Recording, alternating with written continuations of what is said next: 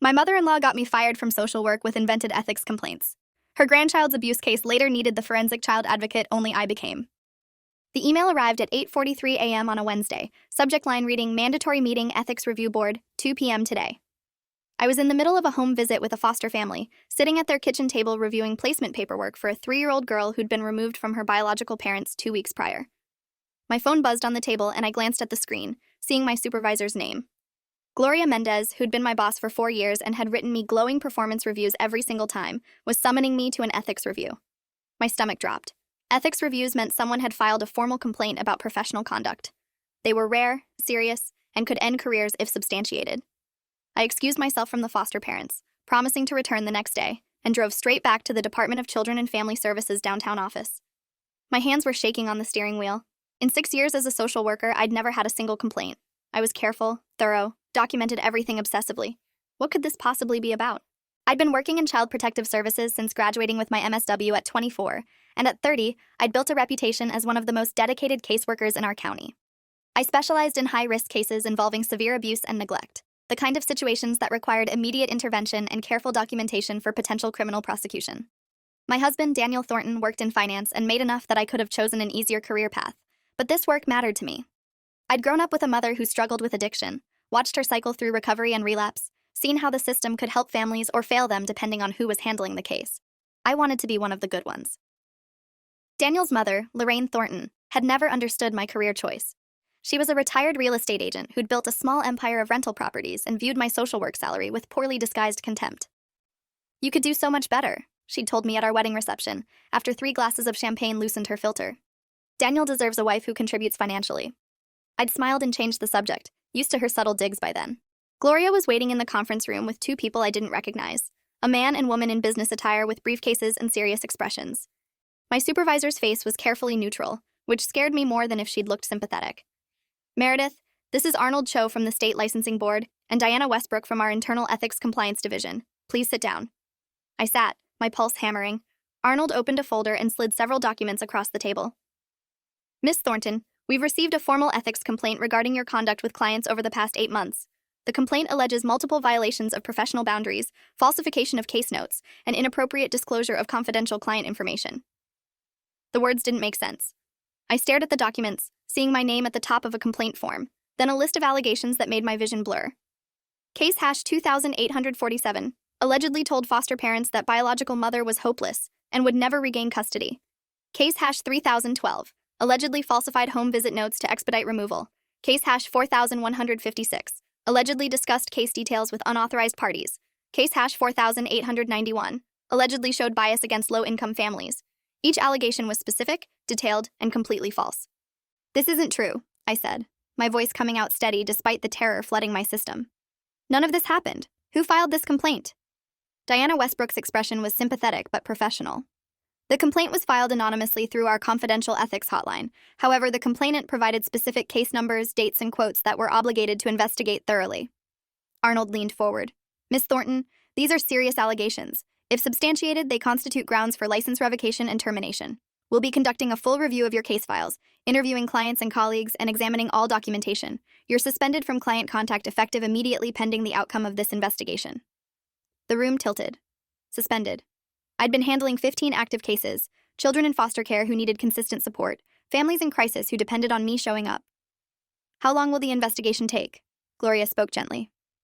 "These reviews typically take 4 to 8 weeks.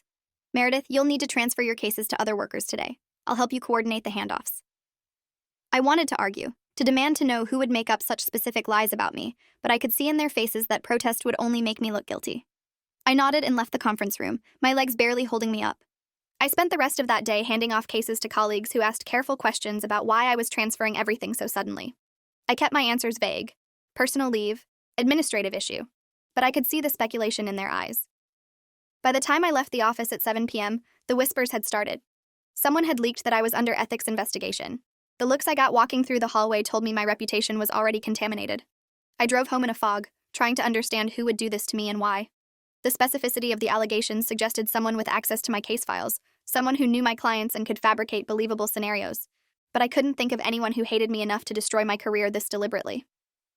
Daniel was home when I arrived, working on his laptop at the kitchen table. I told him everything. watching his face cycle through shock, confusion, and then anger. This is insane. You're the most ethical person I know. Who would make up these lies? I shook my head, tears finally starting. I don't know. Someone with access to my files. Someone who knows how the system works well enough to make fake allegations sound credible. Over the next 6 weeks, the investigation consumed my life. I met with Arnold and Diana 8 times, each meeting more humiliating than the last. They asked me to explain every decision I'd made on the cases mentioned in the complaint, justify every word in my documentation, account for every conversation I'd had with clients and colleagues. They interviewed the clients allegedly quoted in the complaint. The foster parents in case hash 2847 confirmed I'd never said the biological mother was hopeless. In fact, I'd been actively working a reunification plan. But Arnold noted that absence of evidence isn't evidence of absence, and that the foster parents might be protecting me. The biological family in case hash 3012 said my home visit notes were accurate and thorough. Diana suggested they might not remember events correctly given the stress they'd been under. For case hash 4156, they couldn't identify who I'd allegedly disclosed information to, which made it impossible to disprove. Every piece of evidence I provided was questioned or reframed. The investigation wasn't searching for truth. It was building a case to justify the complaint. Daniel's support started cracking around week 3. We'd been married for 4 years, and while our relationship had always been solid, the stress of my suspension and the investigation was exposing fault lines I hadn't noticed before.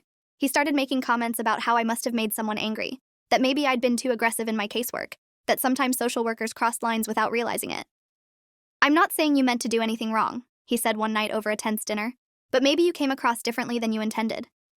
I stared at him across the table. You think I falsified records and violated confidentiality? He looked uncomfortable. I think you're very passionate about your work. Sometimes passion looks like bias. The implication was clear. My own husband was starting to doubt me. I stopped trying to convince him and focused on the investigation, gathering every piece of documentation I could find to prove my innocence. But the process felt rigged from the start. Someone had carefully crafted allegations that were specific enough to sound credible, but vague enough to be nearly impossible to definitively disprove. Week 5, I got called back for what Arnold called a preliminary findings meeting. I walked into that conference room knowing what was coming from the expression on Gloria's face. She looked devastated. Arnold opened a folder and began reading in a flat, bureaucratic tone. After thorough review of case files, client interviews, and staff statements, we've determined that while we cannot definitively prove all allegations, the pattern of concerns raised and the specific nature of the complaints warrant disciplinary action. Effective immediately, your employment with the Department of Children and Family Services is terminated, and we're recommending your social work license be suspended pending further review by the State Licensing Board. Diana added, You have the right to appeal this decision through the established grievance process. However, the evidence gathered during the investigation will be forwarded to the State Board, which will make the final determination about your professional license. I sat there absorbing the death of my career. 6 years of work, hundreds of children I'd helped, countless families I'd supported, all of it erased by anonymous lies that I couldn't fight because I didn't even know who'd made them up. This is wrong, I said, my voice surprisingly calm. Someone fabricated these allegations to destroy my career, and you're letting them succeed without ever identifying who filed the complaint or investigating their motivations. Arnold's expression hardened. Miss Thornton, our confidential ethics hotline exists to protect whistleblowers from retaliation. Revealing the complainant's identity would undermine the entire system that allows people to report professional misconduct without fear. I wanted to scream that protecting anonymity was enabling someone to weaponize the system, but I could see it was pointless. The decision was made. They weren't interested in the truth. They were interested in covering the department's liability.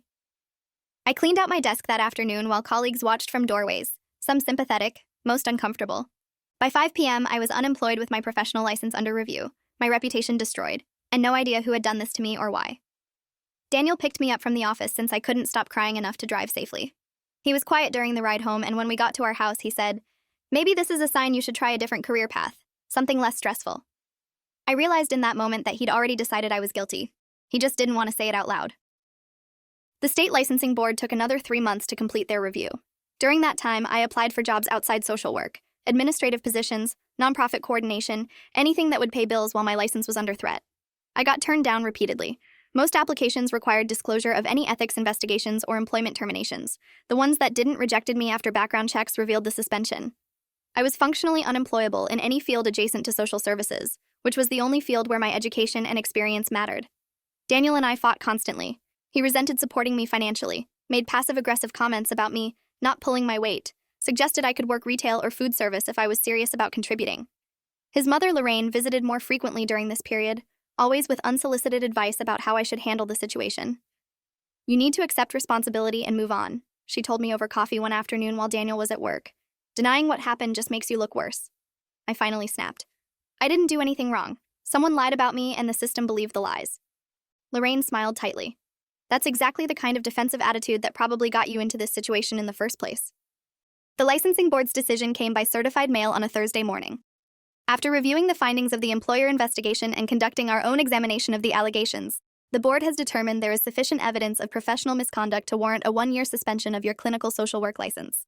You may apply for reinstatement after 12 months, contingent on completing ethics training and demonstrating rehabilitation.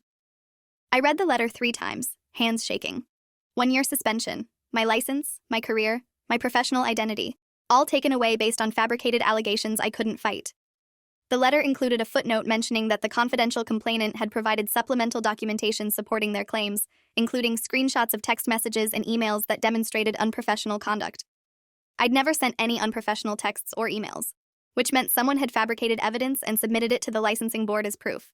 This wasn't just someone trying to get me in trouble. This was systematic, deliberate destruction of my career by someone willing to commit fraud to accomplish it. I tried to think through who had both the motivation and access to pull this off. Another social worker? A disgruntled client? A colleague I'd unknowingly offended? Daniel asked for a separation 2 weeks after the licensing board decision. He framed it as needing space to process everything, but the subtext was clear. He was ashamed of being married to someone fired for ethics violations, regardless of whether I was actually guilty. His mother's influence was obvious in every word of his carefully prepared speech about how we'd grown apart and wanted different things. Lorraine had been pushing him to leave me since the investigation started. I'd heard them talking about it through the bedroom door one evening. She's damaged goods now, Lorraine had said. You could do so much better than someone who lost their career this way. Daniel moved into his mother's rental property while we figured things out, leaving me alone in the house we'd bought together 2 years earlier. I couldn't afford the mortgage on unemployment benefits. I started working 3 part-time jobs, retail at a clothing store, evening shift at a coffee shop, weekend data entry. The combined income barely covered my expenses. My master's degree in social work was useless. My 6 years of experience meant nothing. I was a 30-year-old with a destroyed career and a failing marriage, working minimum wage jobs while trying to figure out how my life had imploded so completely.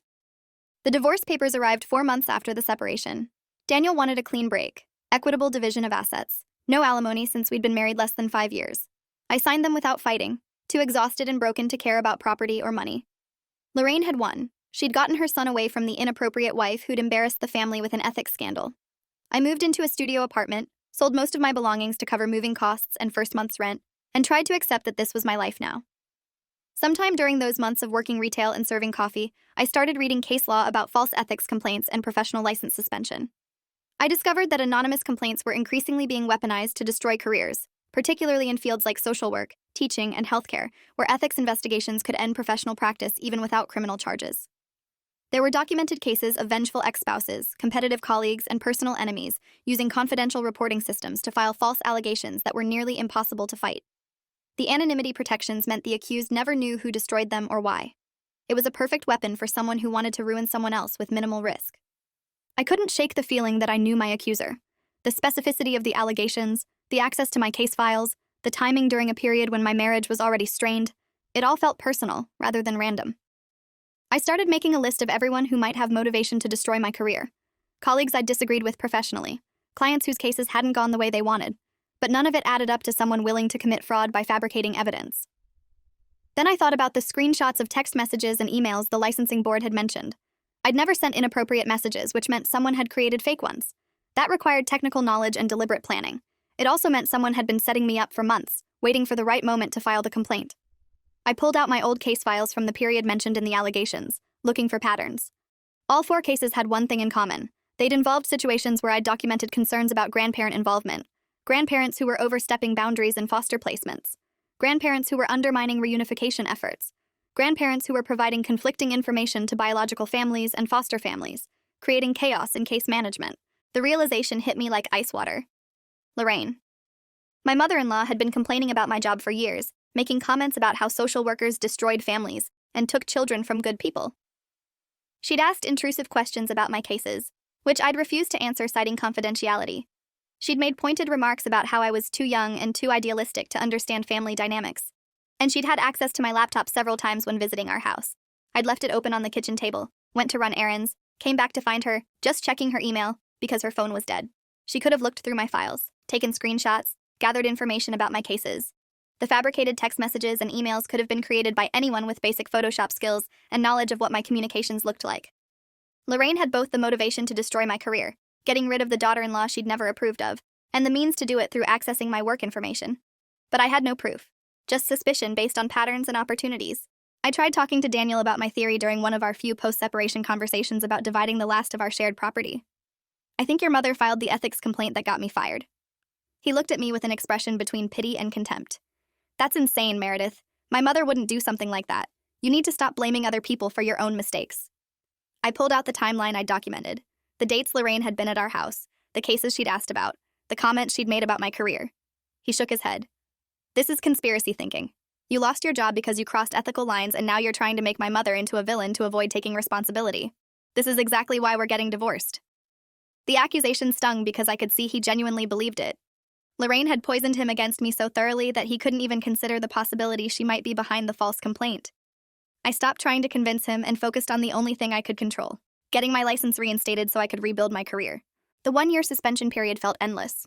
I worked my minimum wage jobs, completed the required ethics training online, and tried to figure out what kind of social work I could do that wouldn't make me vulnerable to another false complaint. I couldn't go back to Child Protective Services. The risk of working with difficult families and complex situations was too high.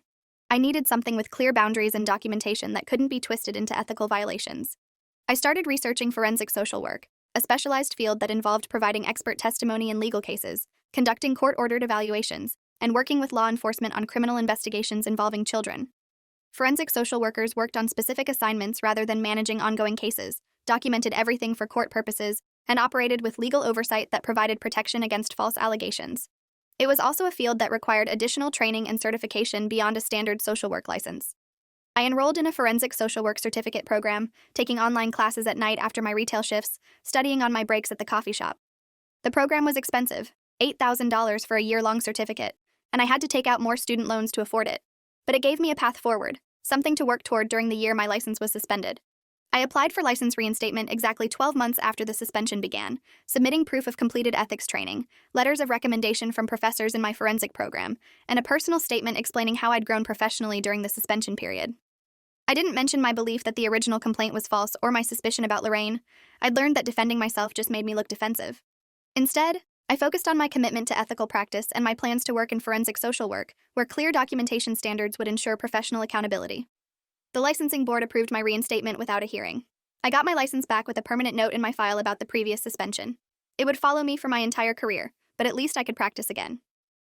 I immediately started applying for forensic social work positions, explaining in cover letters that I'd specialized in high-risk cases during my Child Protective Services career and had completed advanced training in forensic evaluation during my suspension. I got 3 interviews and 1 job offer, a contract position with a nonprofit organization that provided forensic interviews and evaluations for child abuse cases referred by law enforcement and courts. The pay was $52,000 annually, less than I'd made in Child Protective Services, but it was actual social work again. The forensic work was different from case management. Instead of managing ongoing relationships with families, I conducted single-point evaluations.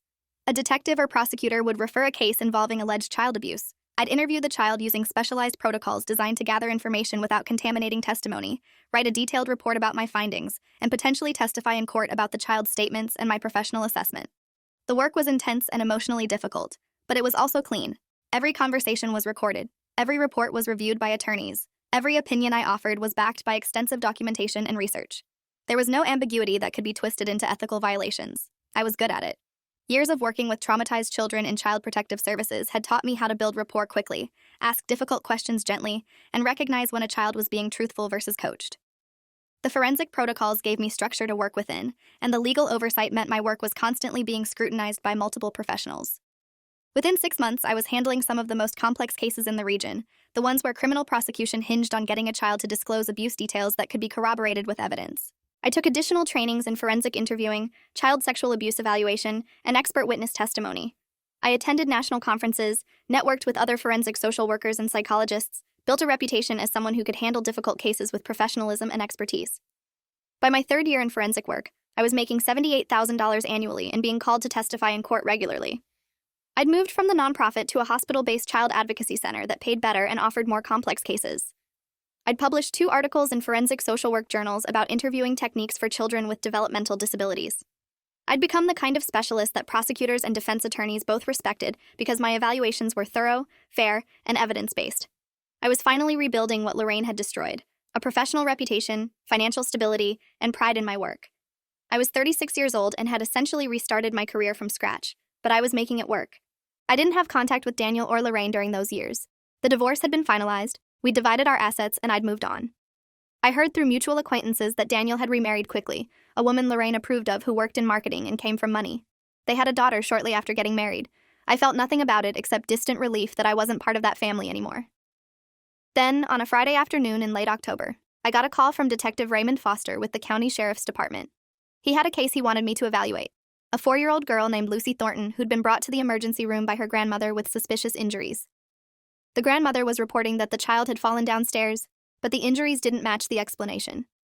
The child's mother was out of town on business, and the detective needed a forensic interview to determine what had actually happened. I agreed to do the interview and asked him to send over the case file. When it arrived an hour later, I saw the grandmother's name in the report: Lorraine Thornton. My hands started shaking as I read through the case details. Lucy Thornton was my ex-husband's daughter from his second marriage, the child I'd never met but had heard about from acquaintances. Lorraine had been babysitting while the mother, Vanessa, was traveling for work, and Daniel was at a business conference in Chicago. Lucy had been taken to the emergency room with bruising on her arms and legs, a fractured wrist, and what appeared to be old burn marks on her back. Lorraine was telling hospital staff that Lucy had fallen down the stairs at her house, but the emergency room physician noted that the injuries were inconsistent with a fall. They looked more like the child had been grabbed forcefully and possibly burned with cigarettes or a lighter. The hospital had called Child Protective Services, and CPS had called the Sheriff's Department because the injuries suggested criminal abuse. Detective Foster wanted me to interview Lucy to determine what had really happened and whether the grandmother's explanation was credible. I sat in my office staring at the file, my mind racing through the implications. Lorraine, who had destroyed my career with false ethics complaints 6 years ago, was now the subject of a child abuse investigation involving her own granddaughter, and I was the forensic evaluator assigned to determine the truth. I called Detective Foster back. I need to disclose a conflict of interest. Lorraine Thornton was my mother-in-law during my previous marriage. I'm divorced from her son, but given our history, I don't think it's appropriate for me to evaluate this case. There was a pause on the line. What kind of history are we talking about? Personal disagreements or something that would bias your professional judgment? I chose my words carefully. She and I had a difficult relationship when I was married to her son. I wouldn't be able to approach this case objectively.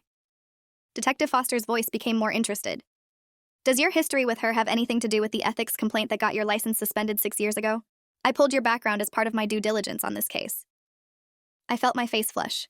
Of course he'd looked into my professional history. The license suspension was a matter of public record. I was never able to prove it, but I believe my mother-in-law filed the false ethics complaint that ended my career in Child Protective Services. That's why I don't think I should evaluate this case.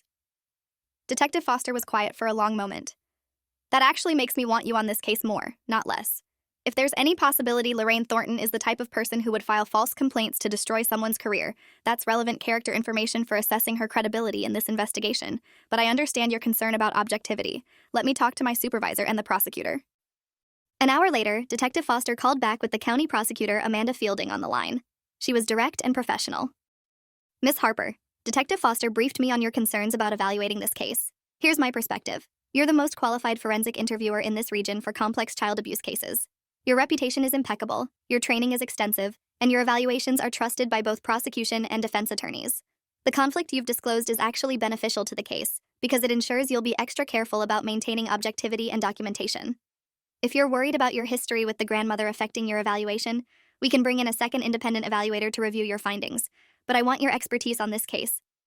I thought about Lucy, a 4-year-old girl with suspicious injuries, possibly being abused by her grandmother. I thought about how no one had believed me 6 years ago when I'd tried to expose what Lorraine had done. I thought about the irony of Lorraine's granddaughter needing protection from the very person who destroyed my child protection career. I'll do the evaluation, I said, but I want everything documented and reviewed by a second professional. I won't give Lorraine any opportunity to claim I was biased or unprofessional. The interview with Lucy was scheduled for Monday morning at the Child Advocacy Center.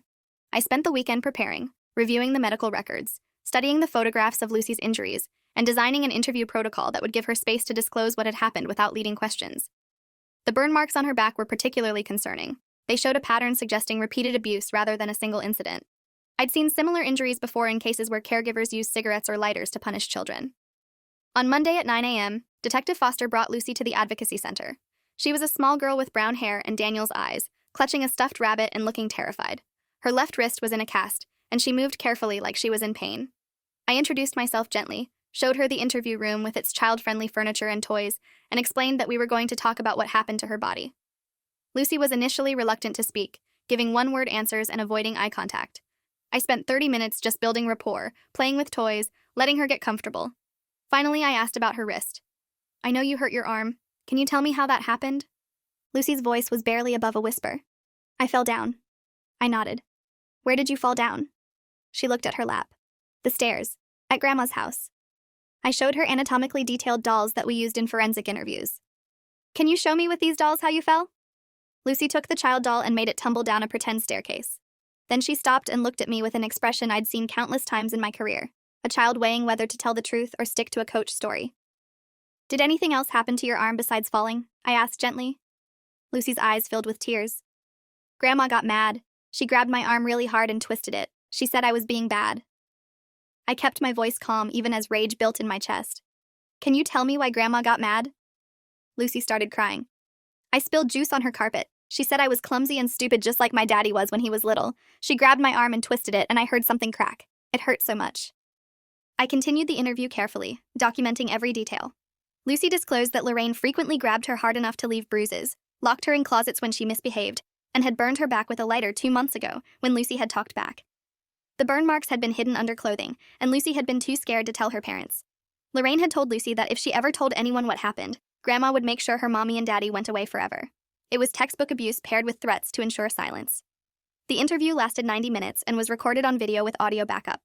When it was over, I sat with Lucy while a victim advocate from the center gave her juice and cookies, and I reviewed my notes. Everything Lucy had described matched the physical evidence. The wrist fracture was consistent with a twisting injury. The bruises were consistent with grabbing. The burn marks showed a deliberate pattern. This wasn't a case of a child falling downstairs. This was a grandmother who'd been abusing her granddaughter and using fear tactics to keep her quiet. I wrote my report that afternoon, detailing Lucy's disclosures, analyzing the consistency between her statements and the medical evidence, and providing my professional opinion that the child had been physically abused by her grandmother over a period of months. I noted that Lucy's affect during the interview was consistent with a child disclosing true abuse. She showed fear when talking about her grandmother, used age-appropriate language, and provided specific details that could be corroborated. I also noted that Lorraine's explanation of a fall downstairs was inconsistent with the pattern and severity of injuries. My report went to Detective Foster and Prosecutor Fielding by 5 p.m. Within an hour, they'd obtained an arrest warrant for Lorraine Thornton on charges of child abuse, assault, and intimidation of a witness. She was arrested that evening at her home. Daniel called me at 9 p.m., his voice shaking with rage. "What the hell did you do? My mother was just arrested because of you. I know you're bitter about the divorce, but using my daughter to get revenge is unforgivable." I kept my voice level. "Daniel, I conducted a forensic interview with Lucy because she presented at the emergency room with suspicious injuries. During that interview, she disclosed repeated physical abuse by your mother. I documented her statements and provided them to law enforcement. I didn't fabricate anything. I didn't coach her. I did my job as a forensic social worker." Daniel's voice cracked. "You're lying. My mother would never hurt Lucy. You're making this up to get back at her for whatever you think she did to you." I felt a surge of anger. "Your mother destroyed my career 6 years ago with false ethics complaints because she wanted me out of your life. She succeeded. We got divorced, you remarried, and I rebuilt my career in a different field. I have no reason to fabricate abuse allegations against her now except that your daughter told me what really happened to her injuries, and it's my legal and ethical obligation to report it." There was silence on the line. Then Daniel said quietly, "What do you mean she destroyed your career? The ethics complaints were from clients. My mother had nothing to do with that." I laughed bitterly.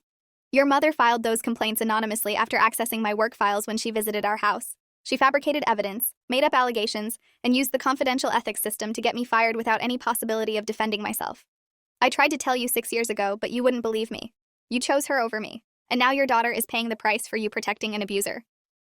Daniel hung up on me. But 2 hours later, Vanessa called, Daniel's second wife, Lucy's mother. Her voice was tight with controlled emotion. "Meredith, I need to know the truth. Did Lucy really tell you that Lorraine abused her?" I explained the interview in general terms, respecting the confidentiality of the forensic evaluation while giving Vanessa enough information to understand what her daughter had disclosed. Vanessa started crying. "I knew something was wrong. Lucy has been scared of Lorraine for months, but she wouldn't tell me why. Lorraine kept insisting Lucy was just going through a difficult phase. Daniel always took his mother's side when I raised concerns. I felt like I was going crazy. I'd felt the same way 6 years ago, doubting my own perceptions because Lorraine was so convincing, and her son always believed her." "Vanessa, Lucy disclosed specific abuse over a period of months. The medical evidence supports her statements. This isn't a misunderstanding or a difficult phase. Your daughter was being hurt by her grandmother, and she was too scared to tell anyone until a mandated reporter triggered an investigation. Vanessa's voice became harder. Daniel needs to hear this from you directly. He worships his mother. He won't believe me, but he might believe you. The meeting happened 3 days later at Prosecutor Fielding's office. Daniel, Vanessa, Detective Foster, the prosecutor, and me, all sitting around a conference table while Fielding explained the evidence against Lorraine. She presented the medical records, the photographs of Lucy's injuries, excerpts from my forensic interview report, and expert medical testimony about the inconsistency between Lorraine's explanation and the actual injuries. Daniel's face went from defensive to shocked to devastated as the evidence accumulated. When Fielding finished, he looked at me across the table. Is this really true? Did Lucy actually tell you my mother hurt her? I met his eyes steadily. Yes. Your daughter disclosed repeated physical abuse by your mother, including being grabbed hard enough to break her wrist, being locked in closets, and being burned with a lighter. She was terrified of telling anyone because your mother had threatened her. I documented everything according to forensic interview protocols. The recording of the interview is available for review. Daniel put his face in his hands. Vanessa reached over and touched his shoulder, her expression both sympathetic and furious. Your mother has been abusing our daughter for months, and you wouldn't listen when I tried to tell you something was wrong. Prosecutor Fielding cleared her throat. Mr. Thornton, there's additional information you should be aware of. During the investigation into your mother's abuse of Lucy, we subpoenaed her financial records and electronic devices. We found evidence that she'd been researching how to file anonymous ethics complaints 6 years ago, around the time your ex-wife was fired from Child Protective Services.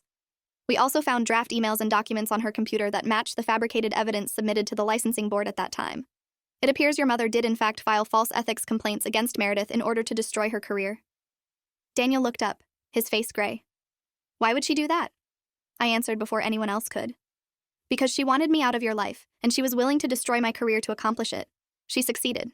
We got divorced, you remarried someone she approved of, and I spent years rebuilding my professional reputation.